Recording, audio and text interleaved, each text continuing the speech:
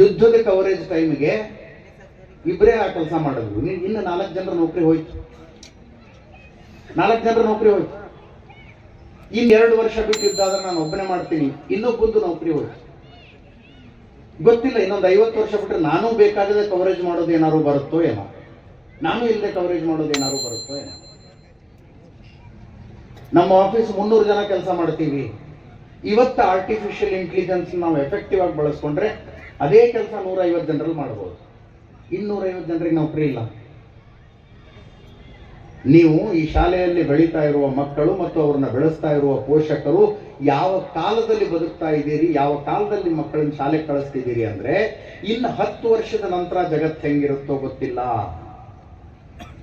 ಇನ್ನು 10 ವರ್ಷದ ನಂತರ ಈ ಸೈನ್ಸು ಟೆಕ್ನಾಲಜಿ ನಿಮ್ಮ ಮಕ್ಕಳನ್ನ ಅದು ಎಂಥ ಜಾಬ್ ಮಾರ್ಕೆಟಿಂಗ್ ಬಿಡುತ್ತೋ ಗೊತ್ತಿಲ್ಲ.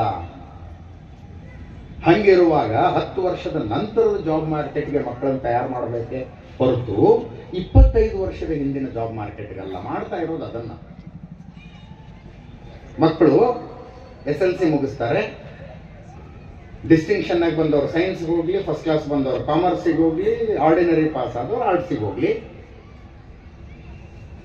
ಸೈನ್ಸಿಗೆ ಹೋದವರು ಚಲೋ ಮಾರ್ಕ್ಸ್ ತಗೊಂಡವ್ರು ಮೆಡಿಕಲ್ ಮಾಡಲಿ, ಅವ್ರಿಗಿಂತ ಕಡಿಮೆ ತಗೊಂಡವ್ರು ಇಂಜಿನಿಯರಿಂಗ್ ಮಾಡಲಿ, ಅದಕ್ಕಿಂತ ಕಡಿಮೆ ತಗೊಂಡವ್ರು BSc ಮಾಡ್ಕೊಂಡು ಆಮೇಲೆ MSc ಮಾಡಲಿ, BSc MSc ಮಾಡಿದವರು ಅವ್ರು ಯಾವ್ದಾದ್ರು ಕಾಲೇಜ್ನಾಗ ಪಾಠ ಮಾಡಕ್ ಬರಲಿ, ಇಂಜಿನಿಯರಿಂಗ್ ಮಾಡಿದವರು ಯಾವ್ದಾದ್ರು ಕಂಪನಿ ಜಾಬಿಗೆ ಹೋಗ್ಲಿ, ಡಾಕ್ಟರ್ ಆದವರು 10 ವರ್ಷ ಜಾಬ್ ಮಾಡಿ ಆಮೇಲೆ ಸ್ವಂತ ಹಾಸ್ಪಿಟಲ್ ಮಾಡಲಿ. This is the set pattern.